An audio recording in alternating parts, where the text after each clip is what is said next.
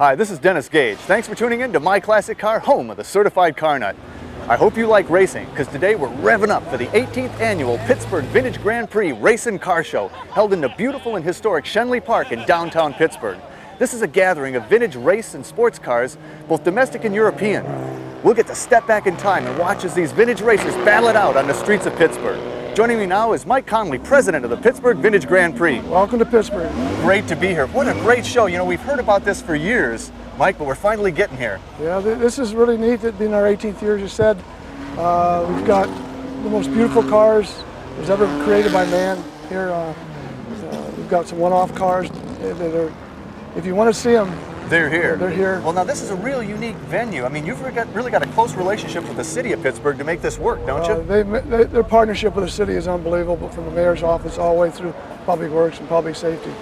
They've turned out to be our best friends. They're here for the same reason we are, to promote Pittsburgh and give us a safe event. Now you've got people that have been racing this from the beginning. I mean, it's really almost a cult event to racers, isn't it? Yeah, we have probably a third of our drivers have made all 18 years. We've got some new kids. I'm talking 50 and younger from this side of town. But it keeps coming back, and the people on the outside, there's no offense to car show people, bring a lot to the table for us. Yeah, that's right. Now the car show portion of this is also quite a big event too, isn't it? Yeah, we draw probably about 1,500 cars up there, and they're all show quality. British Car Day is one of the biggest ones in the country here. There's something for everybody here. Everything. Anything, if you have any whimpering interest in any kind of car, it's here. It's here. Well, it's people seem to be having a good time, and you draw quite a crowd over the several days, don't you? Yeah, we're looking at about 150,000 spectators, and it's unusual for a vintage race. We outdraw the Pirates and the Steelers in a normal situation, so we feel we do a lot for the city, and I think that's what helped the partnership with the city work, because they look at the bottom dollars and what's going to generate money for the local economy, and we're pretty good to them. Well, it's great for the city, it's great for the hobby, and it's great for the cause, the charity that you contribute to. I applaud you for all you do. Thanks so much, Mike. Pittsburgh Vintage Grand Prix is a phenomenal event, held on the winding streets in and around Connelly Park in the heart of Pittsburgh, PA. There was an incredible collection of vintage racers, some the likes of which yours truly has never seen. Did they actually race these things? I bummed a ride around the track in a Jag, and all that did was heighten my desire to take one of these racers out for a test drive. So I started to chat with some of the drivers with the hopes that maybe I could sneak a quick lap or two. There's nobody in this one. I can just get in. It's mine. I'm on the track. Well, maybe not. Maybe not. Beautiful car. They would catch you without your red wristband, Oh, darn it. I could be pretty fast, though. You could be very fast. What's this? 1959 Elva Mark IV. Oh, an Elva Mark IV. Now, I actually know somebody that has another one of these. There weren't many made, were there? I think there were 33 of them made. Yeah. There's a friend of mine in Evansville, Indiana that has one. Okay. Well, I guess it's recognizable, but it'll be back to this someday. Yeah. Have fun. Oh, we will. Thanks. Well, Robert, this is pretty cool. A 62 Cooper T59, right? Correct. Okay, what power is a T59? 1100cc Ford motor. Pretty reliable? Pretty much when they're done right, they're very picky cars to drive. Is that right? Well, are they a little squirrely, or are they? No, just the engine. You have to keep them about 7,000 to 10,000 RPM to keep it in its peak performance range. Now, have you run the Pittsburgh Grand Prix before? No, I haven't. How do you like it so far? I love it. It's a real tight course. It's a gorgeous scenery. People are great. Oh, and it is beautiful, isn't it? Yes, now, you came a long way to run this, right? Yeah, we came from Texas, but we drove 30 hours. 30 hours to run this race. Had you heard about the race, and I mean, how come you came? Actually, it was my wife's parents are from this area. Oh, so it's a visit home too. This is great. Oh, perfect. So you're anxious to get back out and run again? Oh, yes. Oh, yeah, it's a lot of fun. How'd you get into this? I also collect European sports cars, and always loved the racing scene and wanted to get into the vintage part of it. So, and you never look back, right? No. Except to see who's behind you on the course. Yeah. All right, hey man, run fast, run Thanks. safe. Thanks. Cool. Well, now, Danny, I know you're in kind of a hurry because it's just about time to go back out on the track, but I wanted to catch you because you're the chairman of the board of directors for the Pittsburgh Vintage Grand Prix, that's right? Correct. Well, that's a great job, and as one of the perks of that job, you get to drive some of these really cool cars. You're just about to go out in this 58 Alva. Alva, yes. Now, what power is that? That's kind of a little engine. It's a 948 BMC engine. But got to be fun to play around Yes, with, right? yes. It's a lightweight car that goes very well. Oh, yes, right. Now, that's owned by the same person as this gorgeous 53 Allard. This thing is beautiful. Yes, and he's the original owner. He bought both of them brand new. This one in 1953 and this one in 1958. The original owner of both of these cars? Yes, and he's been racing them ever since. Oh man, what fun. Well, and he's got yet another toy, this gorgeous white E-Type, right? Yes, with a D-type engine in it, a full race dry sump engine, and a C-type box. Just a beautiful car to drive. All business. So that's got to be a lot of fun. But what's the best thing about the Pittsburgh Vintage Grand Prix? Well, it's the charities. It's at the end of the year when we turn over the money. We're an all volunteer. We take the money and give it to the two charities, the Autism Society and the Allegheny Valley School. And to see those kids' eyes and stuff, we all have choices. We can be a lawyer or whatever, but those kids don't have a choice, and we got to do everything we can to help them, and it makes it all worthwhile when we turn that over. It's got to be very rewarding. Well, I appreciate all you do. What a great event. Now get out there. Okay. Right? I really envied Dan as he strapped into that 58 Alva for the next race of the day. His friend has 3 cars. I don't see why I can't borrow one of them for a little test drive. Man, I gotta get me one of these vintage race cars.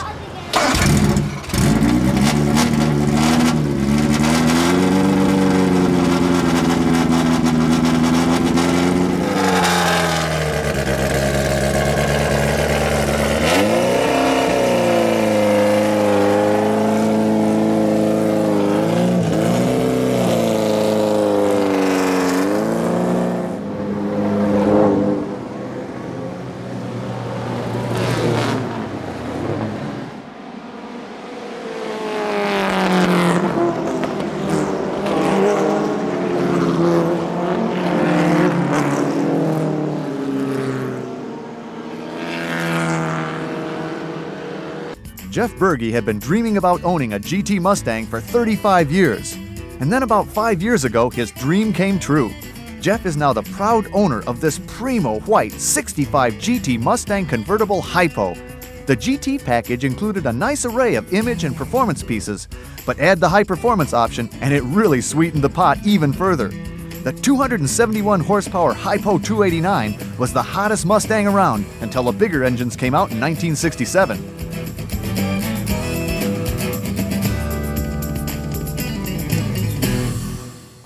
Well, today we got a beautiful morning in White Lake, Michigan with Jeff Burgy. Jeff, welcome to the show. Dennis. Thank you. And Jeff's gorgeous 65 Mustang GT Hi-Po. This convertible is gorgeous, Jeff. Thank you. It's a very rare car with the high performance engine and the GT package. Yeah, it really is. Well, I'd like to do a kind of a tail to tip tour Sure. of a Hi-Po GT. Now, one of the first things you notice if you're coming up behind it is the trumpet exhaust. Yes. Now these are not really specific to the Hi-Po. That's part of the GT package. All of the 4-barrel Mustangs had dual exhaust, but if you had a standard engine or without the GT package, they would turn down below the valence. And with the GT package, they come through. And I got to believe it makes it sound a little bit... It gives a little rumble to it. Well, you've also got the striping and the GT badging, and that was all specific to the GT package, yes, too? These stripes are part of the GT package. The base car typically had a little chrome ornament on the quarter panel, or sometimes they would have a pinstripe that wrapped around there with a rocker panel molding. The GT alone had this stripe package and the badges. I see. And you've got the pony interior, always a nice option. Yes, this is technically the interior decor option, which would get you the ponies on the seats, the wood grain on the dash, the wood steering wheel, trim rings around the brake pedal and gas pedal. Now you got a rally yes, gauge I've package there, right? added a rally pack to this car, which was optional in 65 and 66. And you got an 8,000 RPM tach, too. Yes, that's the correct tachometer if you have the high performance engine. The other V8s would have a 6,000 RPM tachometer. Oh, okay. Now, you've also got a pretty rare radio in there, don't you? I upgraded that radio. That is actually a 1966 Mustang radio. It's an AM/FM mono radio. Ooh, cruising in style in that day, right? But it's also an automatic car, and I didn't know there were GT automatics. Well, there were Hi-Po very automatics, few actually. Hi-Po automatics. A lot of people believe there were none, but I've been researching Mustangs for 30-some years, and I actually found a couple of cars that were original Hi-Po automatics. This car I converted. I have a bad leg, so I had to do that.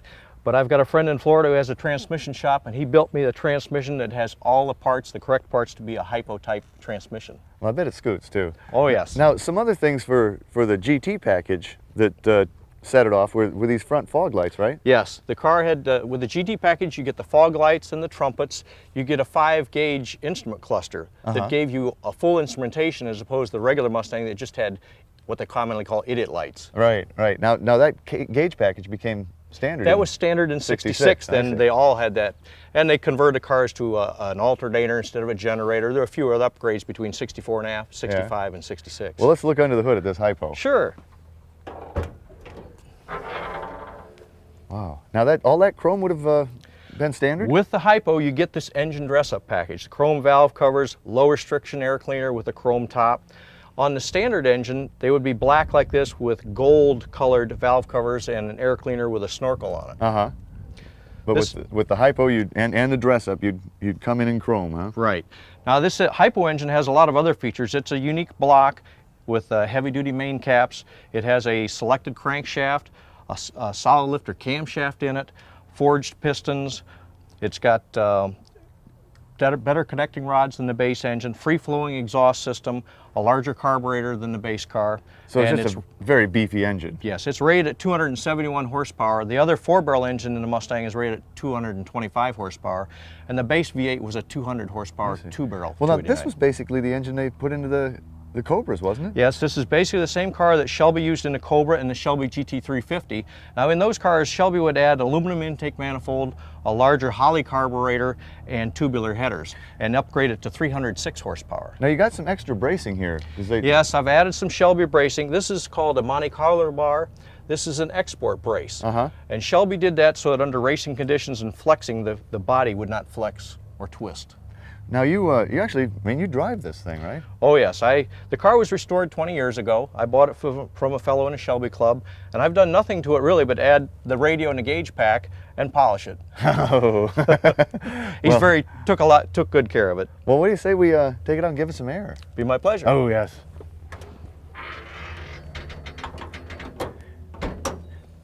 You know, this was one of the cars I wanted in high school.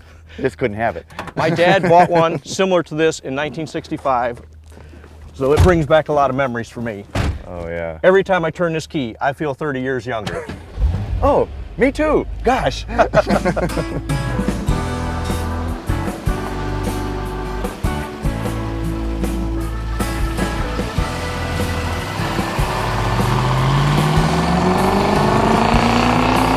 how long have you had it actually? I've had this car about 5 years. I dreamt about it for 35 years, so about 5 years ago I was able to fulfill a dream to have a Hi-Po Mustang convertible that was in nice condition.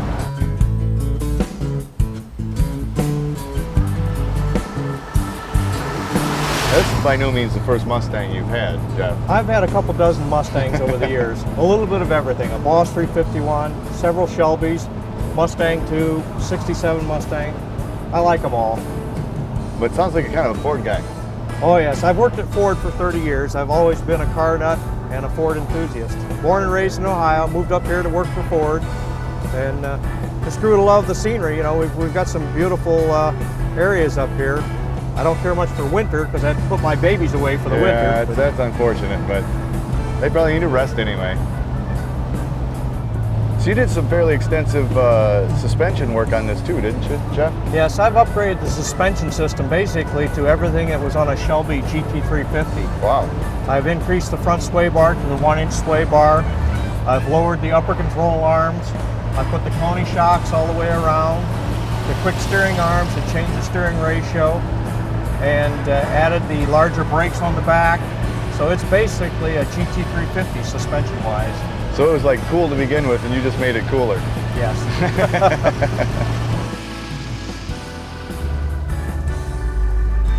Oh.